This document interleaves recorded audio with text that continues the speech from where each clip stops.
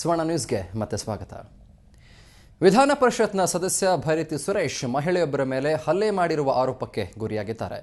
ಸುರೇಶ್ ತಮ್ಮ ಮೇಲೆ ಹಲ್ಲೆ ಮಾಡಿದ್ದಾರೆ ಅಂತ ಬೆಂಗಳೂರಿನ ಕಾಕ್ಸ್ಟೋನ್ ನಿವಾಸಿಯಾದ ವಿಜಯಲಕ್ಷ್ಮಿ ಅನ್ನೋರು ಆರೋಪ ಮಾಡಿದ್ದಾರೆ. ವಿಜಯಲಕ್ಷ್ಮಿ ಸುರೇಶ್ ಅವರ ದೊಡ್ಡಪ್ಪನ ಮಗಳಾಗಿದ್ದು, ವಿಜಯಲಕ್ಷ್ಮಿ ಹೆಸರಲ್ಲಿದ್ದಂಥ ಸೈಟನ್ನು ಸುರೇಶ್ ಅಕ್ರಮವಾಗಿ ಒತ್ತುವರಿ ಮಾಡಿಕೊಂಡಿದ್ದಾರೆ ಅಂತ ಹೇಳಲಾಗ್ತಾ ಇದೆ. ಈ ಬಗ್ಗೆ ವಿಚಾರಣೆ ಮಾಡೋಕೆ ಅಂತ ಮನೆಗೆ ಹೋದಾಗ ಹಲ್ಲೆ ನಡೆಸಿರೋದಾಗಿ ವಿಜಯಲಕ್ಷ್ಮಿ ಆರೋಪ ಮಾಡಿದ್ದಾರೆ. ಈ ಸಂಬಂಧ ಕೊತ್ನೂರು ಪೊಲೀಸ್ ಠಾಣೆಯಲ್ಲಿ ದೂರು ದಾಖಲಾಗಿದೆ.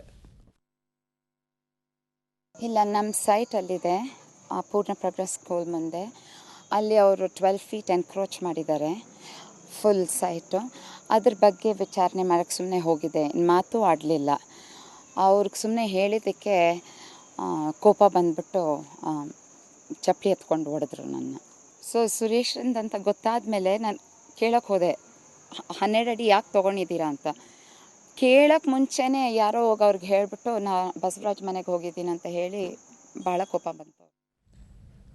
ಕಾಂಗ್ರೆಸ್ ಪಕ್ಷದಲ್ಲಿದ್ದಂಥ ನಿವೃತ್ತ ಪೊಲೀಸ್ ಅಧಿಕಾರಿ ಶಂಕರ್ ಬಿದ್ರಿ ಸಮಾಜವಾದಿ ಪಕ್ಷದ ಸೈಕಲ್ ಹತ್ತಿದ್ದಾರೆ. ಬಿದ್ರಿಯವರನ್ನ ಸಮಾಜವಾದಿ ಪಕ್ಷದ ರಾಜ್ಯಾಧ್ಯಕ್ಷರನ್ನಾಗಿ ಅಧಿಕೃತವಾಗಿ ಘೋಷಣೆ ಮಾಡಲಾಗಿದೆ. ದೆಹಲಿಯಲ್ಲಿ ಇವತ್ತು ಎಸ್ಪಿ ಮುಖ್ಯಸ್ಥ ಮುಲಾಯಂ ಸಿಂಗ್ ಇದನ್ನು ಪ್ರಕಟ ಮಾಡಿದರು.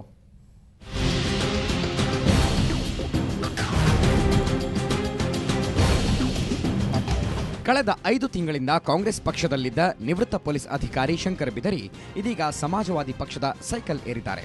ಸಮಾಜವಾದಿ ಪಕ್ಷದ ರಾಜ್ಯಾಧ್ಯಕ್ಷರಾಗಿ ಶಂಕರ್ ಬಿದರಿಯವರನ್ನ ಅಧಿಕೃತವಾಗಿ ನೇಮಿಸಲಾಗಿದೆ.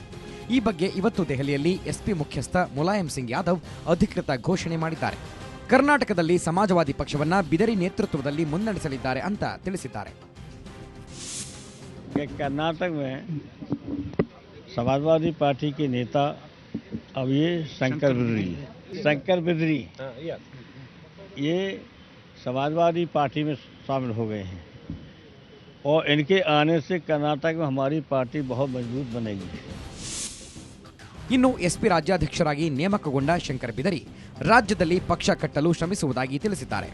ಕಾಂಗ್ರೆಸ್ನಲ್ಲಿ ನನಗೆ ಯಾವುದೇ ಜವಾಬ್ದಾರಿ ಕೊಡಲಿಲ್ಲ, ಜನರ ಸೇವೆ ಮಾಡಲು ಅಲ್ಲಿ ಅವಕಾಶವಿರಲಿಲ್ಲ, ಈಗ ಅವಕಾಶ ಸಿಕ್ಕಿದೆ ಅಂತ ಸುವರ್ಣ ನ್ಯೂಸ್ಗೆ ತಿಳಿಸಿದ್ದಾರೆ. ಯಾರಿಗೆ ನಾನು ಸಂಪೂರ್ಣವಾಗಿ ಬೇಡಾಗಿದ್ದೀನಿ, ಯಾರು ನನ್ನ ಬಗ್ಗೆ ನಾನು ಬಂದರೆ ಅವ್ರಿಗೆ ತೊಂದರೆ ಅಂತ ಭಾವಿಸಿದಾರೋ ಅಂಥ ಪಕ್ಷದಲ್ಲಿ ಒತ್ತಾಯಪೂರ್ವಕವಾಗಿ ಇದ್ದೇನು ಪ್ರಯೋಜನ? ಒಂದು ಸಶಕ್ತ ಮತ್ತು ಬಲಿಷ್ಠವಾದಂಥ ಸಮಾಜವಾದಿ ಪಕ್ಷವನ್ನು ಕಟ್ಟತಕ್ಕಂಥ ಚುನಾವಣೆ ಮಾಡಿ ಅದರ ಬಗ್ಗೆ ಇನ್ನೂ ನಾವು ಯೋಚನೆ ಮಾಡಿಲ್ಲ. ನಾನು ಕಾಂಗ್ರೆಸ್ ಪಕ್ಷದಲ್ಲಿದ್ದಾಗ ಅದಕ್ಕೆ ಅರ್ಜಿ ಹಾಕಿದ್ದು ನಿಜ, ಆದರೆ ಇಲ್ಲಿ ನಾನು ಇನ್ನೂ ಯೋಚನೆ ಮಾಡಿಲ್ಲ. ಈಗ ಜವಾಬ್ದಾರಿ ಹೆಚ್ಚಾಗಿದೆ.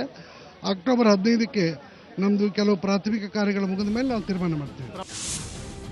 ಈ ನಡುವೆ ಕಾಂಗ್ರೆಸ್ ತೊರೆದ ಶಂಕರ್ ಬಿದರಿ ನಿಲುವಿನಿಂದ ಪಕ್ಷಕ್ಕೇನು ಹಾನಿ ಇಲ್ಲ ಅಂತ ಸಿಎಂ ಸಿದ್ದರಾಮಯ್ಯ ಹೇಳಿದ್ದಾರೆ.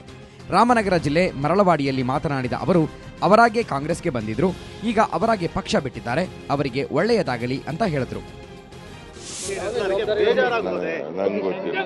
ನಾವು ಅವ್ರಿಗೆ ಯಾವ ಭರವಸೆನೂ ಕೊಟ್ಟಿಲ್ಲ. ಅವ್ರ ಪಕ್ಷಕ್ಕೆ ಬಂದು ಸೇರ್ಸ್ಕೊಂಡಿದ್ದು, ಈಗ ಅವರಾಗಿದ್ದು ಬಿಟ್ಟು ಹೋಗಿದ್ದಾರೆ. ಬಿಟ್ಟು ನಾ ಸಂತೋಷ, ಪಾಪ ಅವ್ರು ಯಾವ ಪಾರ್ಟಿಗಾರು ಹೋಗ್ಬೋದು. ಒಟ್ಟಿನಲ್ಲಿ ಜವಾಬ್ದಾರಿಗಾಗಿಯೋ ಇಲ್ಲ ಅಧಿಕಾರಕ್ಕಾಗಿಯೋ ಬಿದರಿ ಕೈ ಬಿಟ್ಟು ಸೈಕಲ್ ಮೇಲೆ ಸವಾರಿ ಮಾಡಲು ರೆಡಿಯಾಗಿದ್ದಾರೆ. ಸಮಾಜವಾದಿ ಪಕ್ಷದ ನೇತೃತ್ವ ವಹಿಸಿಕೊಂಡು ಸಮಸ್ಯೆಗಳನ್ನು ಹೇಗೆ ಎದುರಿಸ್ತಾರೋ ಕಾದು ನೋಡಬೇಕು. ದೆಹಲಿಯಿಂದ ಕ್ಯಾಮರಾಮನ್ ಕೈಲಾಶ್ ಜೊತೆ ಪ್ರಶಾಂತ್ ನಾಥು, ಸುವರ್ಣ ನ್ಯೂಸ್.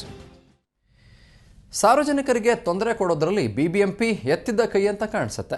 ವೈಟ್ಫೀಲ್ಡ್ನಲ್ಲಿ ರಸ್ತೆ ಅಗಲೀಕರಣ ಮಾಡ್ತೀವಿ ಅಂತ ಹೊಸ ಖ್ಯಾತೆ ತೆಗೆದಿರುವ ಬಿಬಿಎಂಪಿ ಇದೀಗ ಬಡಾವಣೆಯಿಂದ ಜನರ ನಿದ್ದೆ ಕೆಡಿಸ್ತಾ ಇದೆ.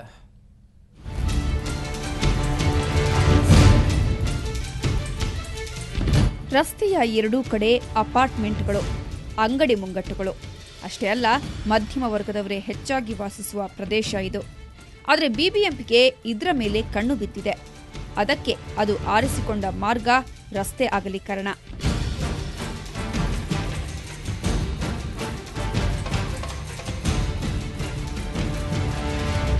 ಅಂದಹಾಗೆ ಮಹದೇವಪುರದ ವಿಧಾನಸಭಾ ಕ್ಷೇತ್ರದ ವೈಟ್ಫೀಲ್ಡ್ನ ಬೋರ್ವೆಲ್ ರಸ್ತೆ ಇದು. 1.6 ಕಿಲೋಮೀಟರ್ ಉದ್ದದ ಈ ರಸ್ತೆಯನ್ನ 10 ಅಡಿ ಅಗಲೀಕರಣ ಮಾಡಲು ಬಿಬಿಎಂಪಿ ನಿರ್ಧರಿಸಿದೆ. ಈ ಸಂಬಂಧ ಇಲ್ಲಿನ ನಿವಾಸಿಗಳಿಗೆ ನೋಟಿಸ್ ಕೂಡ ನೀಡಿದೆ. ಆದರೆ ಇಲ್ಲಿನ ನಿವಾಸಿಗಳು ಮಾತ್ರ ಪಾಲಿಕೆ ವಿರುದ್ಧ ತಿರುಗಿ ಬಿದ್ದಿದ್ದಾರೆ.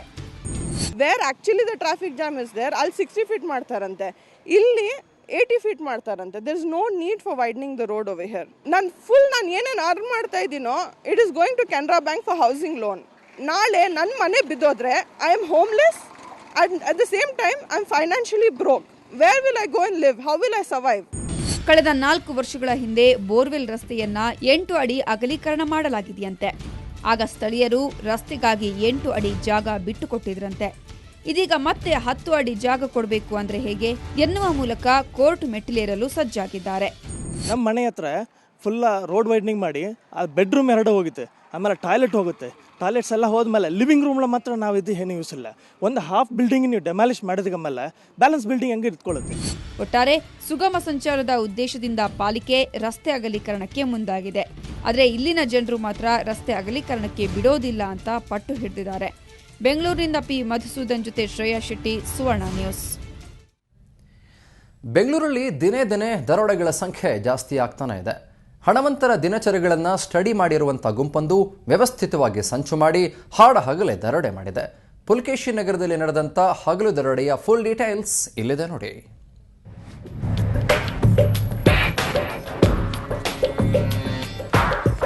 ಪೊಲೀಸ್ ಠಾಣೆ ಮುಂದೆ ಸಪ್ಪೆ ಮೋರೆ ಹಾಕೊಂಡು ನಿಂತಿರೋ ಇವರು ಅಹಮದ್ ಅತೀಫ್. ಇವತ್ತು ಅತೀಫರ ಜೀವನದಲ್ಲಿ ಎಂದೂ ಮರೆಯದ ದಿನ. ಯಾಕೆಂದ್ರೆ ವಿದೇಶಿ ವಿನಿಮಯ ದಲ್ಲಾಳಿಯಾಗಿರುವ ಅತೀಫರ ಹಣ ಕಳವಾಗಿದೆ. ಅದು ಅಷ್ಟಿಷ್ಟಲ್ಲ, ಬರೋಬ್ಬರಿ 11 ಲಕ್ಷ ರೂಪಾಯಿ. ಇಂದು ಮಧ್ಯಾಹ್ನ ವಿದೇಶಿ ವಿನಿಮಯ ಕಚೇರಿಯಿಂದ 7,25,000 ರೂಪಾಯಿ ಹಾಗೂ 4 ಲಕ್ಷ ಮೌಲ್ಯದ ವಿವಿಧ ದೇಶದ ವಿದೇಶಿ ಕರೆನ್ಸಿಯೊಂದಿಗೆ ಮನೆಯತ್ತ ಹೊರಟಿದ್ರು.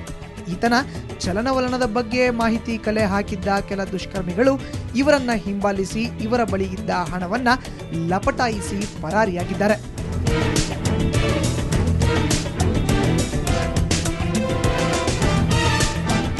ಅತೀಫ್ ಕಮರ್ಷಿಯಲ್ ಸ್ಟ್ರೀಟ್ನಿಂದ ಕಾಕ್ಸ್ಟೋನ್ನಲ್ಲಿರೋ ತಮ್ಮ ಮನೆಯತ್ತ ಹೊರಟಿದ್ರು. ಮಾರ್ಗ ಮಧ್ಯೆ ಪುಲಿಕೇಶಿ ನಗರದ ಕೋಮಲ್ ಹೋಟೆಲ್ ಬಳಿ ಬೀಡಾ ತೆಗೆದುಕೊಳ್ಳಲು ತನ್ನ ಆಕ್ಟಿವ್ ಹೊಂಡಾ ಬೈಕ್ ನಿಲ್ಲಿಸಿದ್ದಾನೆ. ಬೀಡಾ ತೆಗೆದುಕೊಂಡು ಬೈಕ್ ಬಳಿ ವಾಪಸ್ ಬಂದ ಕೆಲವೇ ನಿಮಿಷಗಳಲ್ಲಿ ಹಣವಿದ್ದ ಬ್ಯಾಗ್ ನಾಪತ್ತೆಯಾಗಿದೆ. ಬ್ಯಾಗ್ನಲ್ಲಿದ್ದ 11 ಲಕ್ಷ, 1 ಚೆಕ್ ಬುಕ್, ಕಚೇರಿಗೆ ಸೇರಿದ ಮಹತ್ವದ ದಾಖಲೆಗಳಿದ್ದವು ಅಂತ ಅಹಮದ್ ಅತೀಫ್ ಹೇಳಿದ್ದಾರೆ. ಸರ್ 7,25,000 ಕ್ಯಾಶ್ ಇತ್ತು, ಫಾರಿನ್ ಕರೆನ್ಸಿ 4 ಲಕ್ಷ ಹೆಚ್ಚು ಕಡಿಮೆ ಇತ್ತು, ಒಂದು ಚಾವಿ ಅಂಗಡಿದು ಚಾವಿ ಇತ್ತು, ಆಫೀಸ್ದು ಮನೆ ಚಾವಿ ಇತ್ತು, ಸ್ಯಾಂಡ್ರೋ ಕಾರ್ ಚಾವಿ ಇತ್ತು, ಬ್ಯಾಂಕ್ ಚೆಕ್ಸ್ ಬುಕ್ ಎಲ್ಲ ಇತ್ತು, ಅದರಲ್ಲಿ ಅವ್ರ ಸ್ಕೂಲ್ ಫೀಸ್ ಕಾರ್ಡ್ ಎಲ್ಲ ಅದರಲ್ಲಿ ಇತ್ತು, ಮಕ್ಕಳದು ಎಲ್ಲ ಬ್ಯಾಗ್ ಒಂದು ಬ್ಯಾಗ್ದಲ್ಲಿ ಇತ್ತು ಎಲ್ಲ. ಲಕ್ಷಾಂತರ ರೂಪಾಯಿ ಸಾಗಿಸುವಾಗ ತೆಗೆದುಕೊಳ್ಳಬೇಕಾದ ಮುಂಜಾಗ್ರತೆ ವಹಿಸುವಲ್ಲಿ ಅತೀಫ್ ಎಡವಿರೋದು ಮೇಲ್ನೋಟಕ್ಕೆ ಕಂಡು ಬರುತ್ತಿದೆ.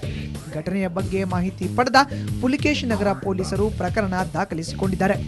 ಇನ್ನು ಶ್ವಾನದಳ ಹಾಗೂ ಬೆರಳಚ್ಚು ತಜ್ಞರು ಸ್ಥಳ ಪರಿಶೀಲನೆ ನಡೆಸಿದ್ದು ಕದೀಮರ ಪತ್ತೆಗೆ ಬಲೆ ಬೀಸಿದ್ದಾರೆ. ಬೆಂಗಳೂರಿನಿಂದ ಕ್ಯಾಮರಾ ಪರ್ಸನ್ ಅನಿಲ್ ಜೊತೆ ರಮೇಶ್ KH, ಕ್ರೈಮ್ ಬ್ಯೂರೋ, ಸುವರ್ಣ ನ್ಯೂಸ್. ಸುದ್ದಿ ಇನ್ನೂ ಇದೆ, ಒಂದು ಪುಟ್ಟ ಬ್ರೇಕ್ ಆದ್ಮೇಲೆ